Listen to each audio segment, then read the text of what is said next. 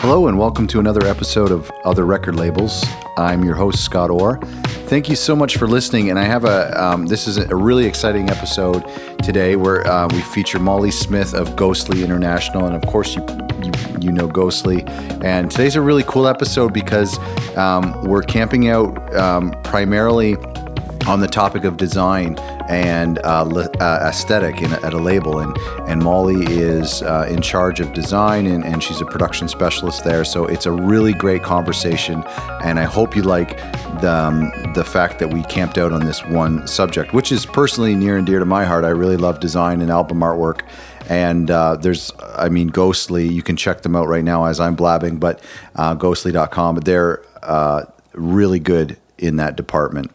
So it's a great interview. There's a few things I have to get out of the way, a few announcements that I want to talk about that I'm really excited about. Number one is, this is our last, if you're following along in sequence, we're the end of 2018 right now, and this is our last record label interview that we're releasing this year, but we're not stopping. Business as usual, so don't touch that dial. But basically, we're launching a new series, sub-series called Industry Insights, and basically, just over the Christmas break, we have two interviews. One of them is on Spotify and playlisting with Work Hard, Playlist Hard, which will be coming out in December. And the other one that'll be coming out in November. The one that's coming out in 2 weeks is with author David Sachs, and we're camping out on the subject of his book, The Revenge of Analog. So that's just to give you a heads up. Listen to these episodes as usual. They're going to be really great, where we talk with people who aren't from a label but who are in the industry. The first episode comes out at the regular time, and it's talking about the revenge of analog, and you are going to love this, and you're going to love his book. So please keep listening. The other thing I wanted to mention, and this is just an idea that popped in my head the last couple of days, but I want to give it a try. If you have any questions for myself or for the people that I've interviewed so far, I was thinking about doing an episode on questions. Sometimes I get emails from people who have a question about a specific topic that we covered in an episode. And sometimes in the past, people have emailed me asking to clarify something that one of our interviewees or subjects has discussed. So I thought what might be fun is, over the next couple of weeks, if you want to send me your emails, and it's going to take about a month or so to generate some emails, but you can find me on Twitter at OtherSongs, or you can send me an email at podcast@otherrecordlabels.com. That's podcast@otherrecordlabels.com. Send me an email with a question you might have about running a label. You can direct it to myself and I'll take a stab at it. Or if there's a specific record label individual that we've interviewed, I can fire them off an email. And once I get their response back, I'll read that back on a special Q&A episode to come in 2019. So please send me an email, podcast@otherrecordlabels.com, if that's something that would be interested, that you'd be interested in. I think that could be really cool. Let's talk about how you, the listener, can get 10% off this great ebook from Work Hard, Playlist Hard. I want to tell you, our label, Other Songs, has experienced some recent micro success with Spotify playlists. And I've said in the past that playlisting has become a focus for our label, because it's something that I've noticed can expose you to a new audience, as well as generate some modest, consistent income for the label and for the artist. And the success we've had recently has been due in part to two things. Number one, this new feature that Spotify has announced a couple weeks ago, where you can actually pitch your music directly to their editorial staff, as well as an interesting feature that if you give them at least a week or two lead time on a single or an album, they will include one of your songs or your new song into the release radar playlist of your followers, all of them. And that's an incredible thing. And the other contributor to some of our success has been this ebook that I'm talking to you about from this third-party curator, Work Hard, Playlist Hard, and Mike, the guy there, is a genius when it comes to playlisting, and he's compiled a lot of his research and information and facts. The book is $10. You get an extra $1 off if you go to ebook.otherrecordlabels.com and use the coupon code OTHER. It really helps us out, and I think you're really going to like this book. Any rules, like no bad words? No, there's no rules. I do actually, what was that? I do actually make a note when somebody swears. I try to like put a marker in to bleep it, but only because it's kind of a weird thing. But it's like if you put like the explicit, if you have like curse words in your podcast, you have to put the explicit tag on it. Right. And if you put the explicit tag on it, then it, like there are some countries that you can't, it won't distribute it and on the Apple iTunes. And then there's some like restrictions, like, I don't know, if somebody has like a weird safe search on, then they won't be able to find it. It's super weird. Oh, wow. Yeah, I didn't realize it was such a big deal. And so I've actually, there's been a couple episodes where I've like kind of neglected to bleep things and I've just let it go without putting the explicit tag on. And then anytime like somebody does, and I think about it in the moment, I just hit a marker and then go back later and just lower the volume when they, you know, because I don't want to like, I swear in that sometimes, and I don't want to like change the content, but at the same time, I would be bummed if like, for some reason we were like limited to listeners because of that. It's kind of lame. Anyway. So we should definitely start off the interview with me just screaming as many curse words as possible. Do really dramatic, like TV censorship. I think so. Yeah, exactly. And then I'll just cut her off. I'll just eat the fine, whatever the fine is. Totally. $20,000 fine.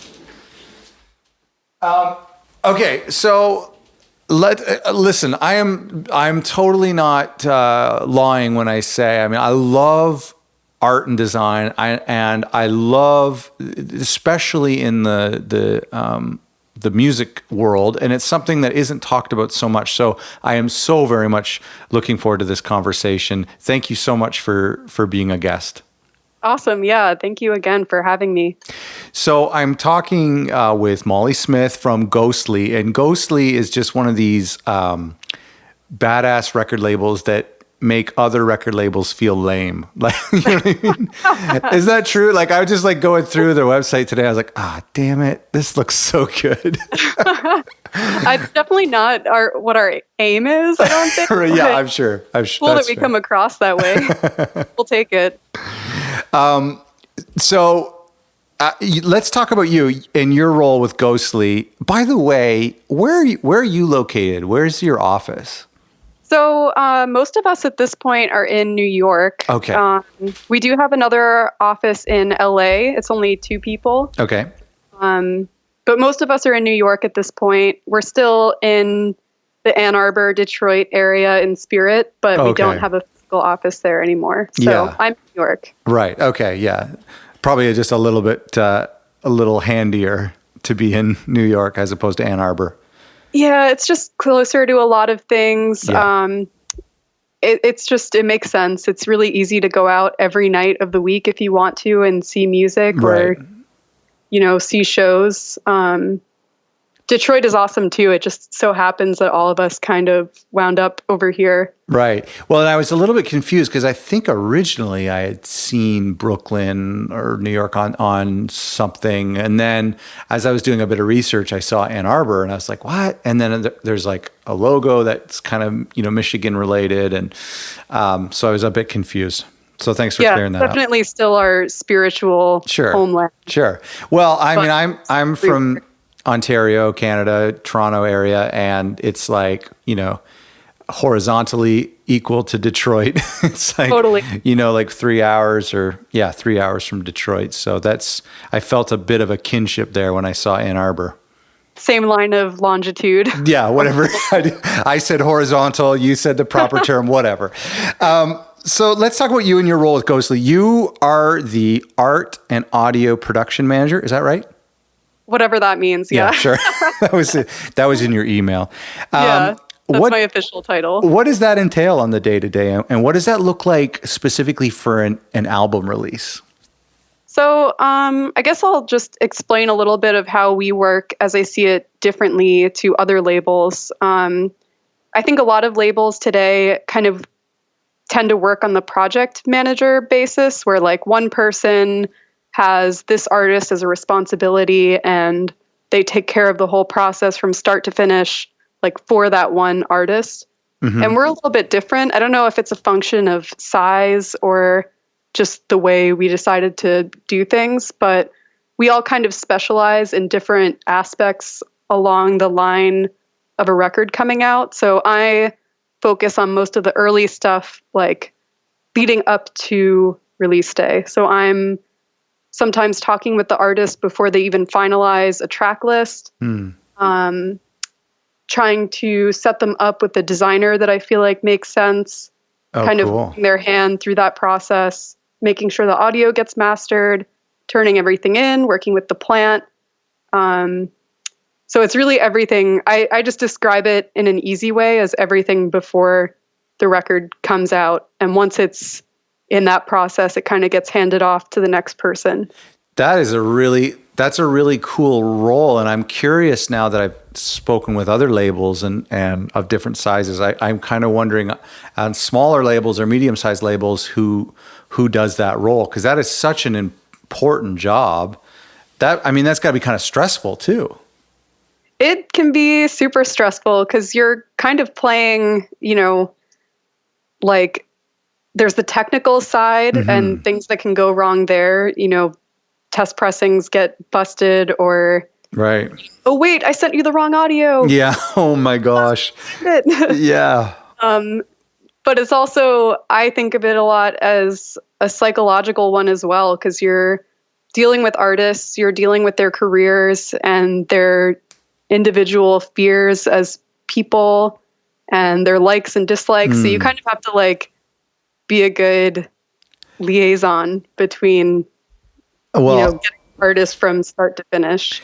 I have ultimate respect for you because in the times that I've dealt with artists about artwork, and I really want to dive into this later on more so, but it can be the most annoyingest process ever when they're trying to say, they're just giving you words. And I was dealing with someone just yesterday about picking artwork for their EP, and they're giving me words, just like 4 adjectives, and I'm sending them back something that is exactly what they asked for, and they're like, no, this is completely not what I wanted. Yeah, it's so subjective. It's so hard. Like one person saying even just like, I want a red cover. Yeah. You're like, okay, red, easy, got that. You send it to them and they're like, that's not red, that's you're like, it's red. It's so difficult to get the language to translate into visual sometimes. This is a question I have later on, but I want to ask you now, is it subjective? Like, in your opinion, is good album artwork subjective? Ultimately, I believe yes. However, I do think there is, I don't know, some album covers just seem to rise to the top of like this collective idea of like, oh my God, yes, this is where we are as a people as a whole, and it perfectly describes, where this artist is in their career. There's just, it's kind of hard. Yes and no, I guess. Yeah. Ultimately, I believe it's all subjective, and good and bad can be kind of interchangeable. But there are those covers that just stand out as like, oh yeah, that hit the nail on the head. Right. Yeah. And I don't know the answer either. I feel like, and even in arguing with artists, sometimes it's like, this just should be obvious to everyone that this is a great option or that this is a really bad option, and it's not obvious to everyone. Oh yeah. I mean, one of the designers that I work with the most with Ghostly, Mike China, we have this running joke where every time he submits artwork to an artist, I'm like, tell me which one is your least favorite. And he'll pick the one, and I'll be like, that is going to be the one that the artist is going to choose. And almost every time it winds up being the case. Luckily, the worst option is still like an incredible work Right. That's true. It's pretty hilarious how often it happens and how differently the artist sees it from, my perspective and the designers. That's so true, and there's got to be a reason, because I've experienced that too, and I've heard about that from other designers, and that is a truth. Like, I mean, and that is like a 9 times out of 10 truth. It's like the Murphy's Law of design. Totally, it's so weird, and it's like, why? Maybe it's because the designer has done something really bold, and they think that's really, really good, but they've done something that's good, but it's a little bit more conservative, and the artist wants, I don't know. It's so weird. Yeah, I think that's definitely part of it, but I don't have the answer. As far as I'm concerned, it's just magic.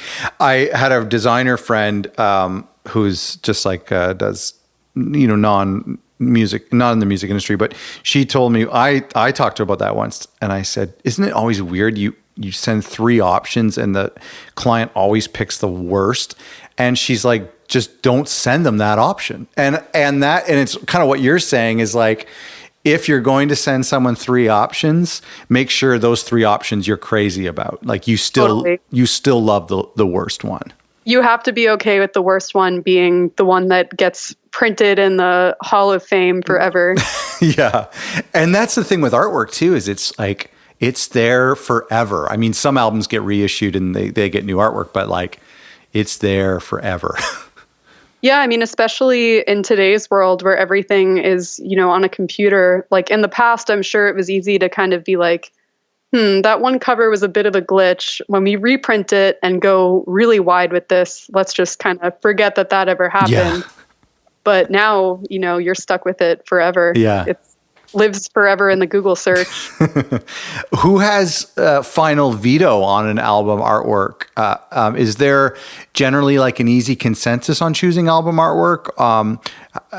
How often is it contentious? That's a good question. I would say, I guess we kind of have the final say technically. Sure.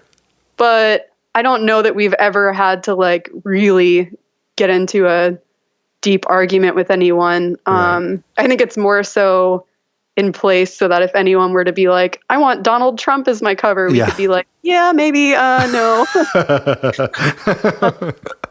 Yeah, that hasn't that's fair. Yet. That's fair. Artists, try me. Yeah. It's always been kind of a very good balance of the designer's opinion, the artist's opinion, and our opinion as a label as well. Yeah.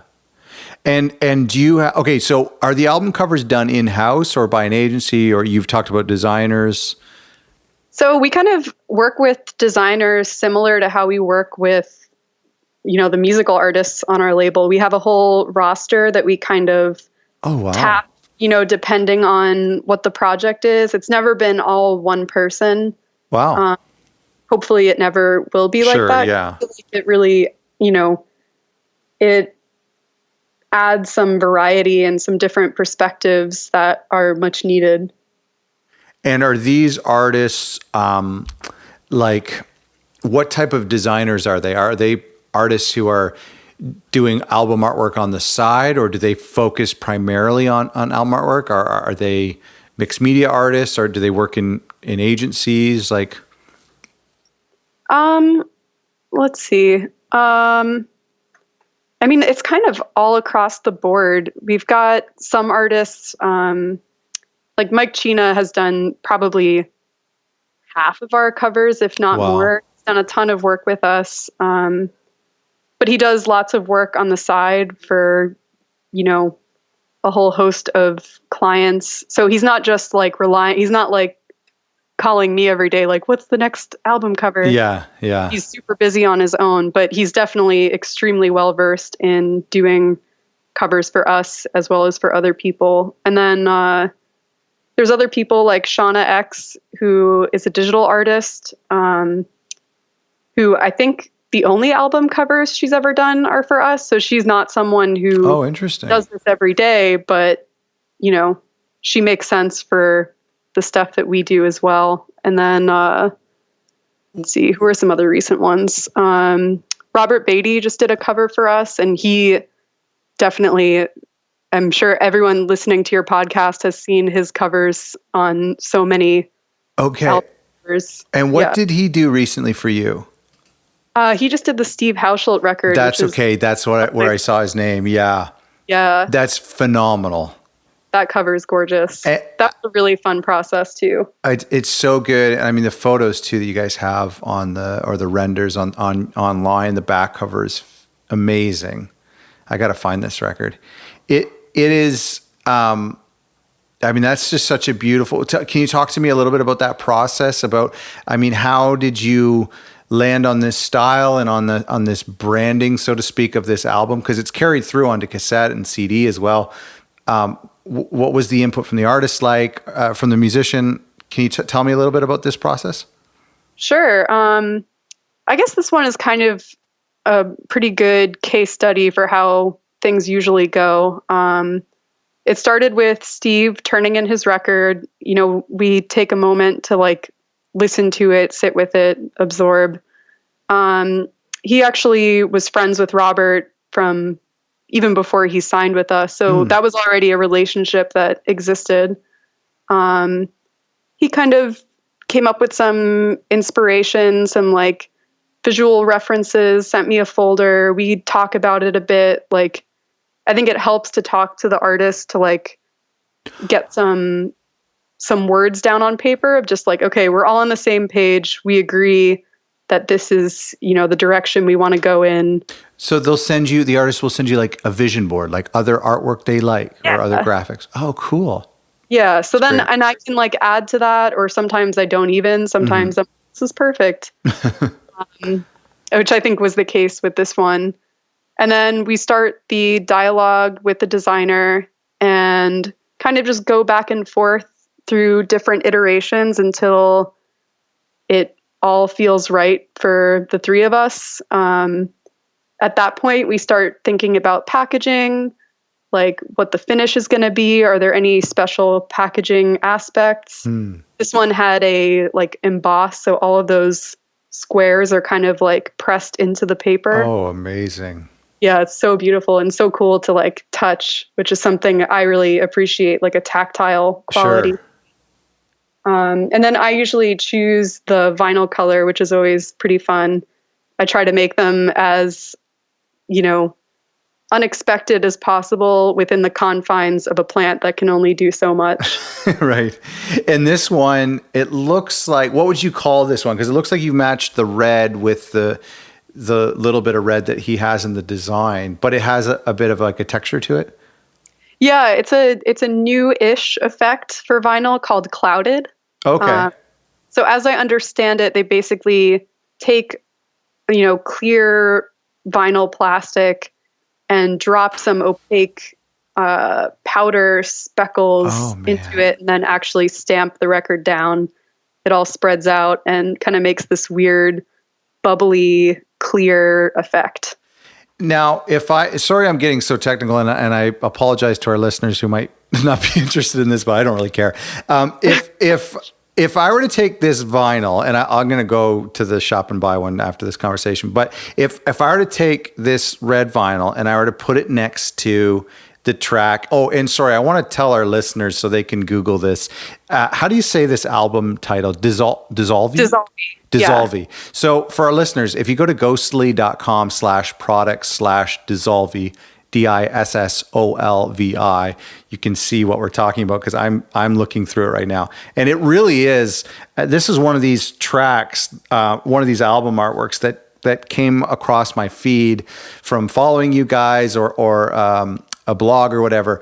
And I was like, I have to hear this record because the artwork is so good. Even if the record isn't good, I don't care. Like the artwork is so good. Which is like the ultimate goal of every album forever, I think. Yeah, right? I totally agree. Yes, I love it. Okay, so my question for you was, if I take this red cloudy record and put it next to the word dissolve on the cover, do those reds match?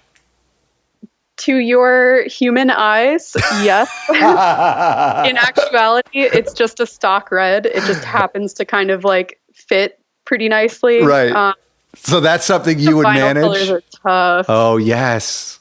They're really tough. We've had, I mean, actually, one of the plants we use are pretty good at doing exact matches, but we've definitely had train wrecks in the past where man. we needed a specific pink and we get like bubblegum pink and they're like, that's the closest we could get. And you're like, Oh, so you as a designer, you must be, or as a production specialist, if an artist said to you, my album cover is a solid pink and I want the record to pull out and be the exact same color, would you say that can't happen?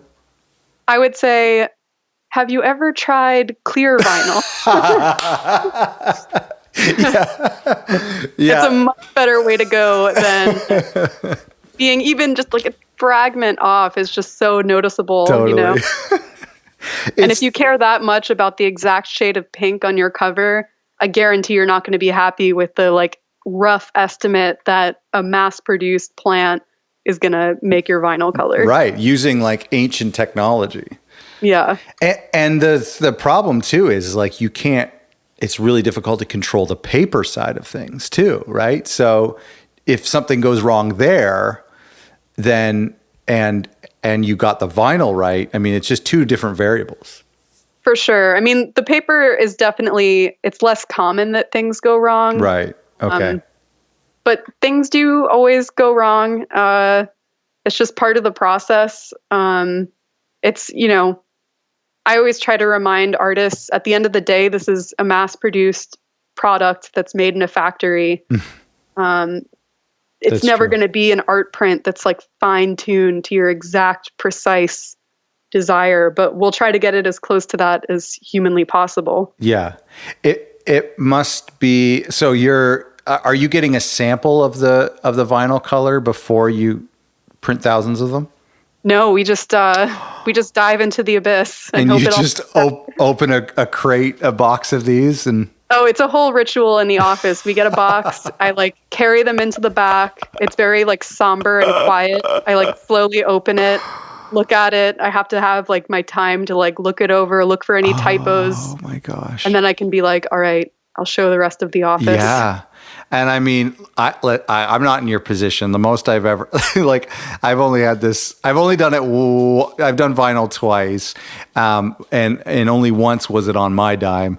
But most of the time it's just 50 like CDRs. So like if anything goes wrong, it's a loss of $100. But this is like, you're losing 6 months and thousands of dollars. Yeah, it can be really scary, especially, I mean, timelines are so crazy for making vinyl at, you know, the current state of things that, yeah, if there's a mistake, you kind of just have to roll with it. And that can be hard to swallow for some people, but luckily most of our artists are pretty chill and understand the process. I can't think of any recent huge problems, which is a good thing. Right. But yeah, you kind of just have to roll with it. Oh my gosh. I don't envy you there. But this turned out so great. So that's congratulations. It's such a gorgeous project. I want to ask about the marketing or the kind of peripheral design stuff, so that and maybe staying on the topic of Dissolve. Looking at the singles, they all matched the artwork, but they had their own artwork, and the cassette has a completely unique cover, although taken from the main thing. How often is that something that you strive for, where you can take the album art and manipulate it into T-shirts or social media graphics, etc.? So it's really dependent on the design ultimately. This one was great because it's, you know, a bunch of black and white images just kind of floating in white, super easy to manipulate and use for banners, or, you know, break out into little sections depending on the size of the media. It's obviously a lot tougher with, you know, photographs and things like that. But more and more as we do like Spotify singles where, Spotify pages are getting to be more important for artists. And a lot of our artists are looking at their pages and being like, like, I don't really like how, if you use the album cover as all of the singles, it tends to like clog up your page with the same image over and over. So True. we try to think about like, okay, well, let's make a little single cover that still visually can signal, oh, it's a part of this bigger whole, but I'm not looking at the same image, 5 times throughout a campaign. That's interesting. And so how far back do you plan for that? I mean, what if somebody says, I want to use a photograph for my artwork, but then in your mind, you're thinking, well, how do I do 4 different versions of that? Yeah, it just requires, for me, kind of just staring at a blank wall for a minute and being like, aha, I figured out a way to make it work. One example of that, not a photo, but the cover of Mary Lattimore's most recent record, Oh, yeah. Hundreds of Days. That was a painting by this artist, Becky Suss. It's a beautiful painting. But that wasn't one that it's not like I can go in and change the colors of that cover to make single artwork. That's also touching somebody's like beautiful oil painting. So of course I'm not going to do that. But I think for the singles on that one, we wound up using the back artwork and slightly tweaking that, or, changing the colors slightly to make it still exist in that world, but, also be able to edit the text on it and make it appear different. Right. Yeah, I remember that one. I remember that one coming up in my feed. That was like last year, I think, or I can't remember when that was, but that was earlier this year. Oh, feels earlier this year. Oh, okay. Yeah, same it's thing. It's almost last year at this point. Yeah, no, that's amazing. And I'm going through this site and I'm not even getting into the products, which I do want to talk about a little bit. But do you think that there has to be, and I think this is a question I have later on, but do you think it's good for a label to have like switching to the topic of the label, but do you think it's good for the label to have like a cohesive look or image that somebody might be able to say, hey, I think that's from Ghostly? Do you think that matters? It's so hard to tell because like it just depends on really what your label is going for. I think probably most labels have almost an anti that sentiment of like, we're a bunch of different artists. Like it should all look different. Who cares about unity? And I actually don't think our covers really have that much unity with each other. I mean, some do. You can tell that it's the same artist. You're right. No, you're right. But it is pretty varied. But maybe they have this like ephemeral, ghostliness to them. Right. What that is hard to describe. But well, I think I think on your website, I guess I'm feeling like, because the products are sort of displayed similarly and they have like this similar grayish background, it feels more connected than if I were just to see them all in like an iTunes library or something. Right. I think the decision behind that was to break up the hierarchy, like that no record, they're all kind of made in the same way. It's all a vinyl record. So like, let's display them all in the same fashion so that their differences kind of pop out at you. Right. Yeah. No, I think that's so cool. Okay. So let me,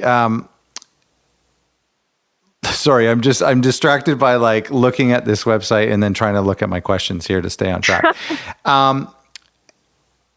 We just redid our website, so we're very proud of it. Yeah, well, I really like it. It's very distracting. It is really distracting. When I was thinking about like other labels that kind of, I don't know if you like follow any other labels, but like there is a label, Geographic North. Do you know them? Yeah. And they have like, I mean, their stuff is like they kind of have a uniformity to their designs. Like it's pretty much just like the album name and the artist's name, and it kind of follows this like color coding thing. I love that look. I mean, I don't know if that's right for my label or for other labels, but I like it for that. It's kind of cool.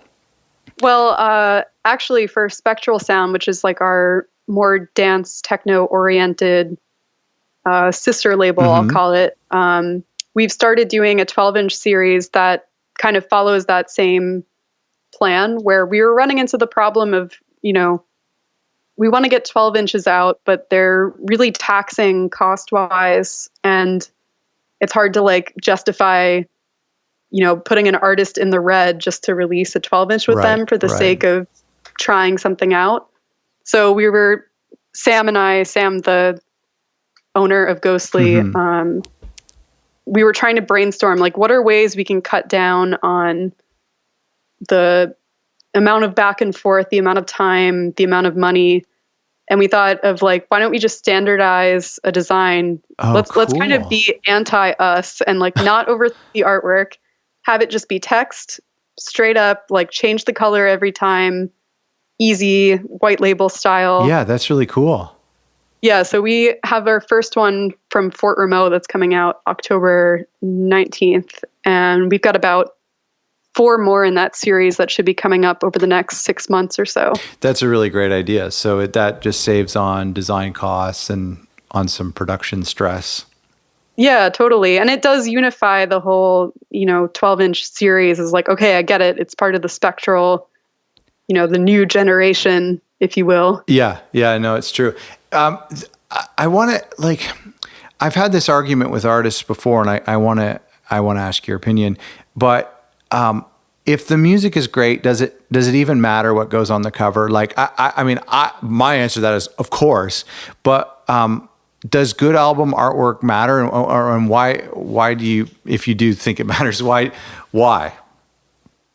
I mean, absolutely, it matters. I mean, I think the ultimate goal, which maybe if you're an artist making music, you're not really seeing it this way, but from my perspective, the ultimate goal is to have like the most normal, normcore, normie person pick up the record and be like, whoa, like that's really cool. That like, that this is like challenging and I don't even know what's on it, but like, I want to know more. Right. Like the visuals that's always going to be your first entry into something, unless, it's a friend playing you something you might not cover. But when you're like an individual, like shopping for music, whether you're doing that online in a store, you're still looking at it first, So that first impression has to like either invite you in or push you away in an interesting way. True. It's so I've discovered tons of artists just by, even now I still do when I see a cover that's interesting, but especially growing up and not having the framework to, find the artists that I might like, I would just go to the record store and be like, oh, wow, what is the Stereo Lab cover? This is cool. This is weird. I want to own this. I want to hear what kind of music goes with this.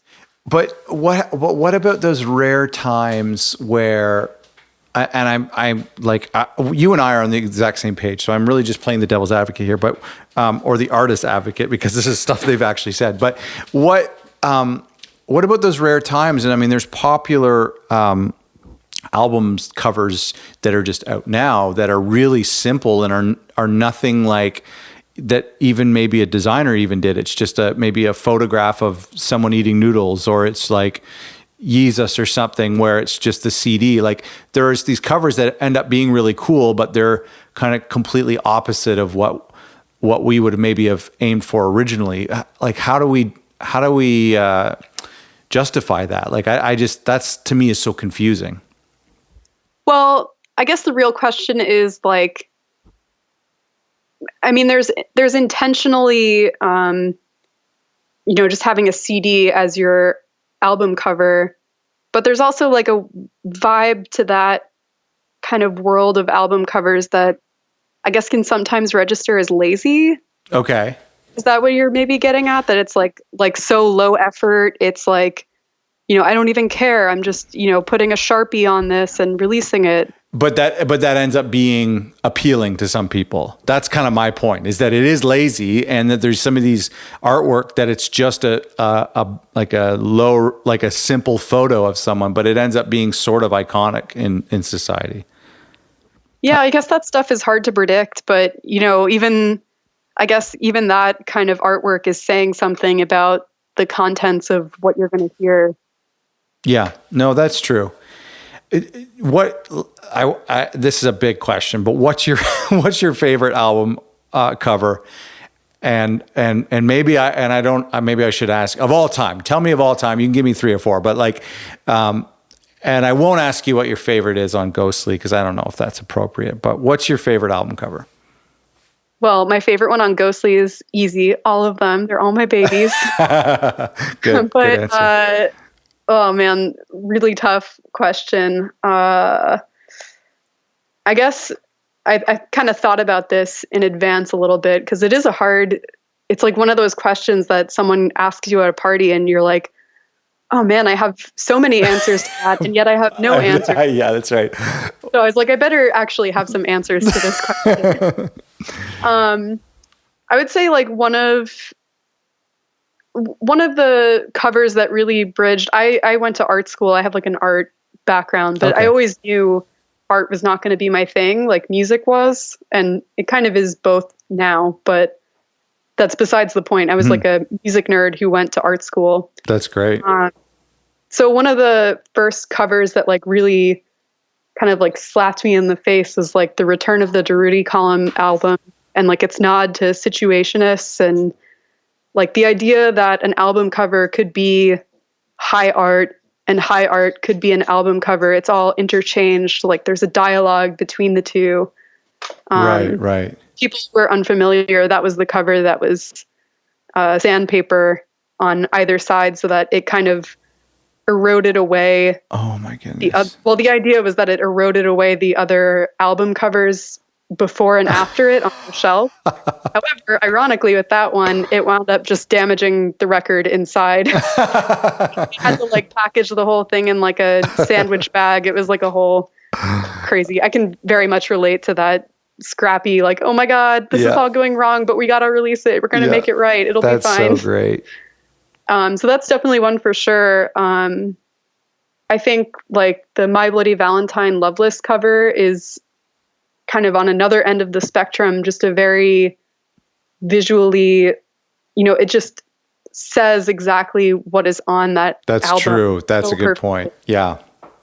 It's like a perfect articulation of that music. And, that was my first entry to them, was getting that cover and like just being like, I have to hear this. Like, what is this? Yeah. And hearing the music and being like, wow, that is an exact, audio of what I would imagine this cover to be.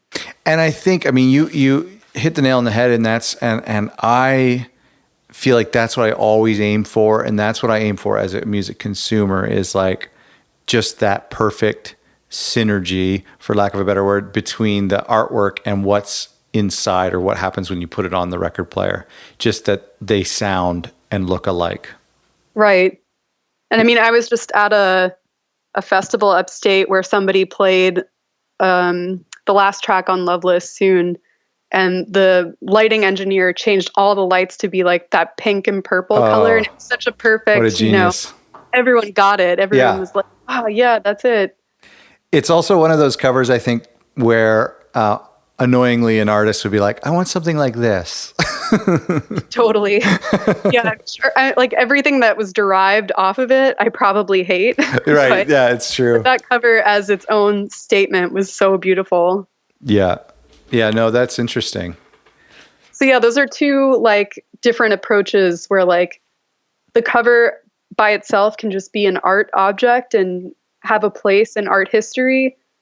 And it can also just be really striking and aesthetically pleasing and make you want to know more, are very like perfect execution to me, just in different ways. Yeah. Yeah. No, I know. I totally know what you mean. And for me, and I'm curious really about other people, because I've talked to some artists who just admit that they don't care about art. They really don't care. They are huge music fans. They consume tons of music, buy lots of records, go to tons of shows, and they just say that it just doesn't matter to them. And I don't know if it does matter.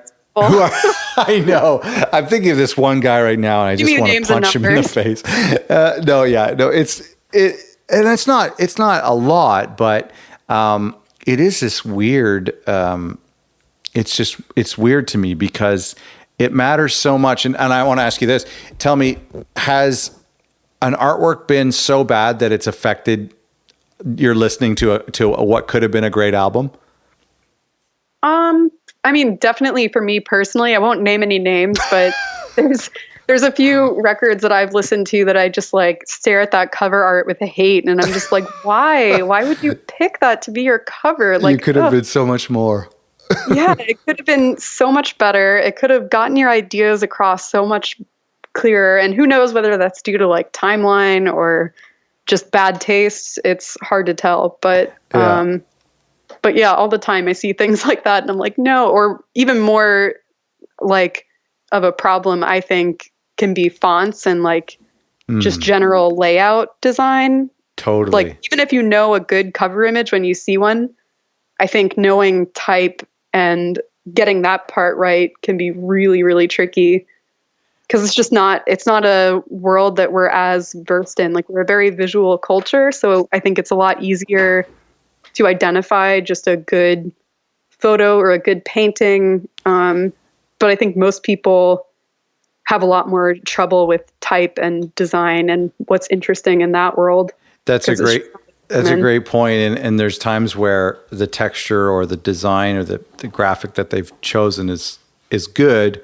But then they throw on a font that just seems to people who know, it sends a message that this was lazy or that somebody did this and didn't realize that takes me out of the moment, like breaks the fourth wall. You know what I mean? And then you get a step further into like color design and color theory and some of the color choices. Oof. I mean, I like studied, it's ironic because I'm such a monochromatic person, but I studied a lot of color theory. So I feel super strongly when someone's like just using the totally wrong green on a cover. I'm like, oh man, if you could have just gotten a little less saturated, that would be so much better. But I understand most people aren't really thinking about things that way and are just like, it's green. I love green. Yeah. Fine. But I mean, I just think there are so many people out there who appreciate it that it doesn't hurt to get it right. It doesn't hurt to put more effort into. But I think an artist is at this point where it's like, I've written these songs for 2 years and I've recorded this for a year and it's mastered, and like my job is done and I don't really care what it looks like. I just want people to hear the music. Right. Which is fair. And I think there's also, at least I noticed, like kind of a weird tension between art and music that, you know, like the art world feels very separate from the music world to me. And I don't really know where that division is. I think it's somewhere along the lines of like high art and low art and those kinds of ideas. That like music is for consumer culture. It's quicker, it's faster. It requires less education, maybe. I don't know. This is definitely more focused towards like, you know, I guess indie music. Right. Vague definition you have of that, less like the classically trained kind of people. No, that's true. And I think the art world takes itself extremely seriously and is like, you know, you have to have this sort of education in many cases, like this, the background to be successful in this world. And I feel like they butt heads in a way that I don't totally understand, because really like those are the two senses, like seeing and hearing, that are really hard to disconnect from. It's like the most immediate, you know, like smell, touch, those are more sides. Visual and hearing is so closely knit and so important to us that they play so nicely together. They should, at least. That's such a great point. I think that what that makes me think of is that moment of sitting on the couch with a vinyl in hand, and you know, you're listening to the music, and the artwork, the 12-inch artwork is just like this pop out of the speakers extension of the music. And if you're lucky, it's embossed and you can rub it. But yeah, it's just such a beautiful moment. and it pains me when I'm listening to a record. I will criticize someone here, even though I didn't want to do that. But there was a great record, the John Hopkins record from this year, Singularity, which has a good cover. Like, it's not as, I don't think it's as good as it could be. To me, I think electronic music is where like the best art is. And I don't know why, maybe you know why, but like The best part, maybe, but also some of the cheesiest as well. That's true. It definitely has a full spectrum. That's true. Yeah, no, that's true. Well, hip hop and electronic, they're both, they have some like really bad and cheesy stuff, but that award goes to country music, like the most cheesiest and the most use of that Bleeding Cowboys font, whatever. But I just think that this album that I'm criticizing, it just had so much potential, and it's just like kind of I think like a sunset or whatever. But I just felt like it could have been something a little bit closer to that Steve Hauschot kind of artwork. Yeah, that one, I mean, it's so hard to set the bar with that record cover. It's so good. But yeah, every cover should just look like that. It should. That would just make things a lot easier. Based on ghostly.com, which is a new website, looks great. Art and aesthetic seems important to you guys, more so than the average label. What is the label's like official vision for design and aesthetic? We just like good design that, brings people in and is going to stand the test of time. We don't like to go with anything that feels too of the moment, because those moments inevitably tend to fade pretty fast. Mm-hmm. So we look for things that just feel right to us, are by people we like and admire, and that we feel like in 10 years, 20 years, 100 years, we can still look at and be proud of. Well, not us, because I don't think I'll be here in 100 years. You never know. I don't know. But we just want to be like timelessly good. Do you? This is something I don't know how long you've been with Ghostly, and I do have a few more questions about you and your role here. But do you look back 5 years later and say, I still love that artwork? Absolutely. Yeah. I mean, I mostly look back and I'm like, wow, I can't believe that was 5 years ago, because that feels like yesterday, But yeah, absolutely. I look back at a lot of those things, and I'm really proud of the covers we've done over the years. How did you come to Ghostly? So funny story, almost to the day, 8 years ago. Wow. I used to have a radio show and had Matthew Deere on my show. Okay. And someone somehow missed the part of the memo that the studio was extremely small, and the entire Ghostly crew came along with Matthew Deere and his band, his like sound engineer, the whole team. It was like a never ending like clown car of people trying to fit inside a tiny station. And I was 20 years old at the time, and like super like, whoa, this is crazy. And then I guess it feels like years later, but it was really only a few months later, I wound up applying for an internship, actually working at the store, not even at the label itself, our online store, not physical space. And I wound up getting the internship, spoiler alert. And it just kind of naturally, they kind of picked me out of that and were like, you're not really a retail person. You're a label person, aren't you? And I was like, yes, I am. So from there, I just started assisting with the label and went full-time pretty quickly after that. Was still finishing up school at the time, and actually was the general manager of the station, and also putting together a thesis show. It was like a very crazy year of everything all at once, all the time. But I've been with Ghostly ever since. So that's amazing. Coming up on my 8-year anniversary soon.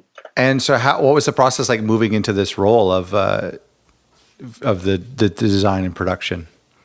It was pretty natural, actually. Jeff Owens, who is the label manager who handles like all of the big label processes. Mm-hmm. He was basically doing my role as well as his current role, and I think was pretty happy to hand off the art stuff to a person who had a background in that and, knew the basics of printing and how all of that worked. So it was pretty seamless. Like, I just kind of kept getting hungry for more responsibility in that role. And luckily, everyone at Ghostly was happy to keep feeding that hunger. That's awesome. What's the intention or the kind of design thought process behind some of the merch that you guys have and the extra products that you have? I mean, a lot of labels have merch. They have tote bags and T-shirts, but you guys have you have gorgeous sweaters and you have keychains and you have coffee beans, but not in a kitschy way. It's not like it's Niagara Falls or something. Like, you have it all just kind of works well. What's the thought process behind that? So I think a lot of our reasoning for making those things grows out of this idea that we have that, what really is an album cover? Like, is an album cover a 3,000 by 3,000 pixel square on your screen? Is it, the record that you hold in your hand? Is it the CD that's in your car? All of those things, yes, are album covers. But what about a sculpture on your shelf? What about, a photograph that was given to you by the art? Like, all of these things can effectively be symbolic of an album. So even though a bag of coffee beans doesn't have a musical component, there's still this feeling of like, but it's also a Ghostly release. It's still the same ideology behind it. Yeah. That's really interesting. I never thought of that. Yeah, like for example, Matthew Deere's Black City, we did a totem that came with it, that came with the download of the album, but it was this kind of monolithic Black City brutalist looking thing that was, handheld size, can fit on your shelf, with the idea that like in the future, you're going to point to that and objects like it and be like, oh, this is my record collection. Yeah. It might not be that square paper with vinyl inside. Well, there's so much room for that in our digital world. I think not everybody buys vinyl, but some people do want a physical companion to their Spotify album. Yeah, I think we're ultimately still physical beings, and it's amazing that the internet has opened up so much accessibility to music, but I think we still want something to hold or something personal, something that makes us feel part of it all, that we're not just getting this all for free from, the ever giving bowels of the internet. Right. Well, what I think about, I mean, that's interesting, the connection to the album, but what I think about when I'm on your store, honestly, I've just been going through this and thinking about how much it's going to cost me to ship to Canada, but it's like, what I think about is I'm like, I am the person who appreciates all of this. And so if I appreciate one of the records, I just so happen, I'm also going to appreciate this guitar pedal that you guys are selling. Okay. You know what I mean? Like, or this book that you have here that looks incredible. But like, to me, it's like whatever is your taste, or the people who've put this together's taste, it just so happens to be my taste as well. So if it's the album or a tote or whatever, that's how I feel. Yeah, we always hope there's like cross-pollination that way. And I mean, there's also like our visual brand of like the logo, which just looks good on things. It's circular, it's like identifiable from afar. Totally. But I think we love this idea that, I think most of us who are super music nerd people probably grew up with some sense of like feeling a little bit of an outsider, maybe. Like, I know I grew up not feeling like anyone remotely shared my music tastes. Right. But yes. Sometimes wearing like the band shirt to, the cafe in town, and someone points to you and is like, oh, hey, you like that too? It's like a signifier, Oh, for of sure. Yeah. who you are and what you're into. So we always think about that too, that like what would be the kind of shirt that we would want to signify ghostly that's also just cool for someone who isn't ever going to care about what ghostly is, but they'll just be like, oh, that's a cool shirt, looks good. Well, I think if you walked into a cafe, especially not in a, a big metropolis, but if you walked into the average American city wearing a ghostly t-shirt and another person recognized that logo, chances are you guys would likely be best friends, right? Totally. You would be instant friends because you have this connection. And then from there, you could be like, well, what else do you like? It's such a good conversation starter. Although I will say most cafes that I'm ever in with like a ghostly sticker on something, all I get is that Pac-Man? But oh, yeah, right. That's the point. Right, yeah. Well, this is such a great sales pitch for people to go on and buy sweaters and hats. Yeah, now it's kind of emotional. Lonely it's like, suburban town is the way to meet friends. If you want to meet people, Exactly. Oh, man, it's so great. You had said something about artwork from a distance. One of the things I had read early on, and it doesn't really bother me, it doesn't concern me too much, but do you ever think about the fact that the majority of the album artwork that you supervise is seen on like 200 pixel by 200 pixel on iPhones or in scrolling fast on Spotify? Do you think about that at all? I try not to get too caught up in that idea because I know the people who really care are going to still want to like see that artwork big and like investigate and read the interviews and read the reviews. Like, I think they're still going to find it, and the people who are never going to see it any bigger, kind of who cares? Yeah. Every now and then I do see a record cover at like a 200 by 200 pixel size, and I'm like, that's a good looking 200 by 200 pixel it's true. record cover. Yeah, no, it's true.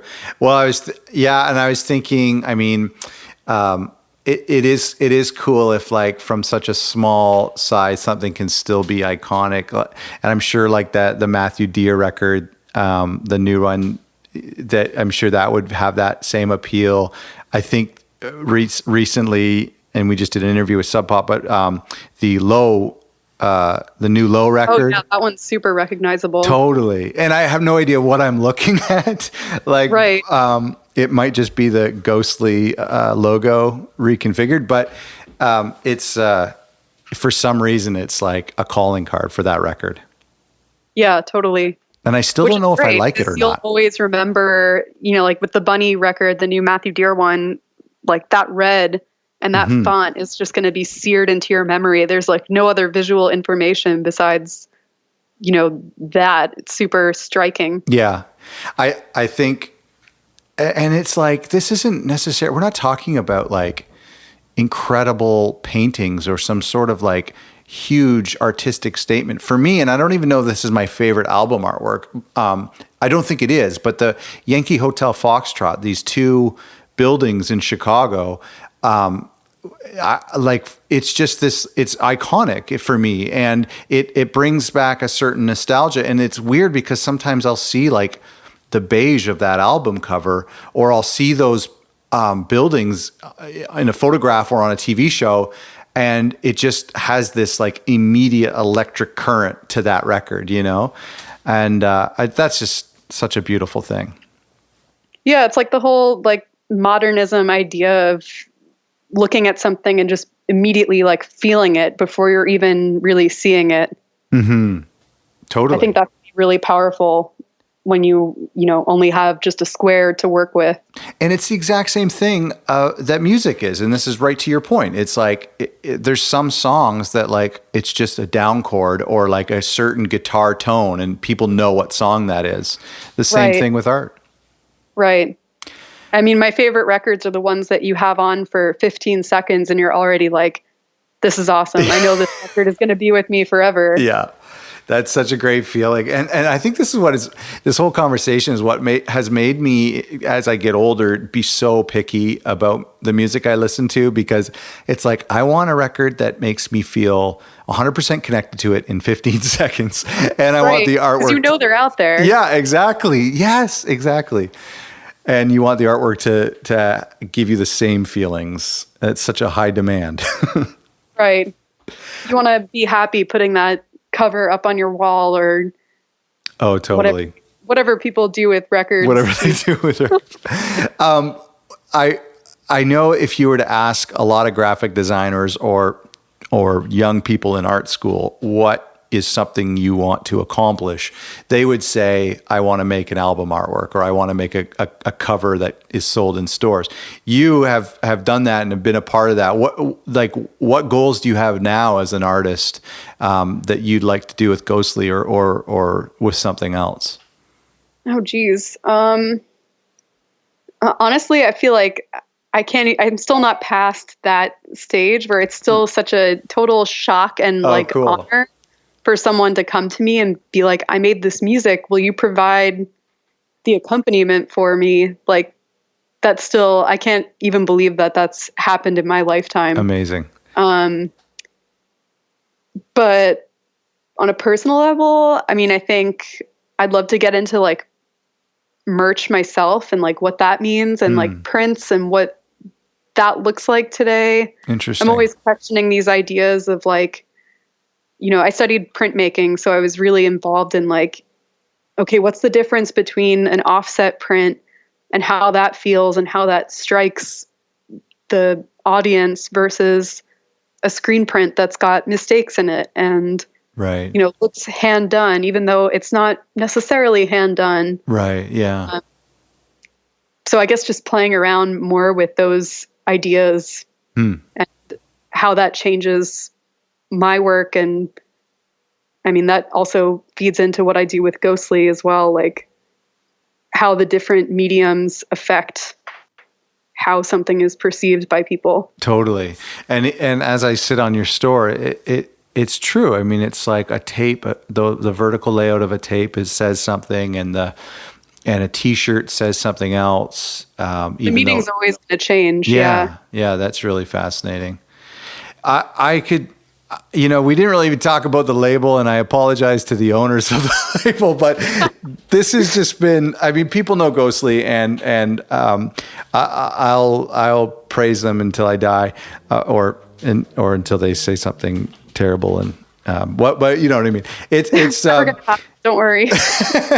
All good all the time. No, but it's just, I really loved this conversation to talk about, something so specific in the music industry and something that I'm quite personally passionate about. And I'm glad to find somebody else who's passionate about it. Yeah. I'm honestly just really glad it all still matters in this weird digital era of 2018 and onward, that people still care about covers and looking at things and appreciating them deeply. It's very like, that's the kind of thing that keeps me going, really, to know that people care as deeply as I do.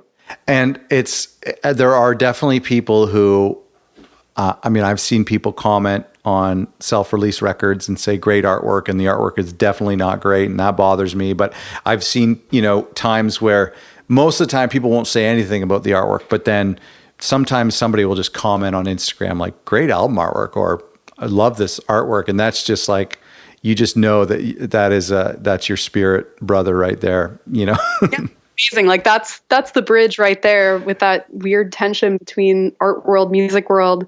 It's the Instagram commenter who's like already a fan of this music or this label or whatever, just being like, I really appreciate this visual moment. Like that's the bridge. Yeah. Oh, totally. Totally. What a great point. Well, thanks so much, Molly, for doing this. Congratulations on the role. And I'm such a fan of the label and of your work. And I really appreciate you taking the time to chat. Thank you so much. It was so much fun. And thank you at home for listening. The charming, beautiful listener that you are. Please support the podcast by checking out our sponsor at ebook.otherrecordlabels.com. Remember, originally we talked about doing a Q&A episode, that could be really cool. So if you have any questions for me or anybody that we've interviewed thus far, send the questions to podcast@otherrecordlabels.com. That would be awesome. Check out Ghostly International at ghostly.com and make sure you pick up a record by them in the next coming weeks. Do it for Christmas. That'd be great. We'll see you in a little while with some new podcasts coming. Thank you.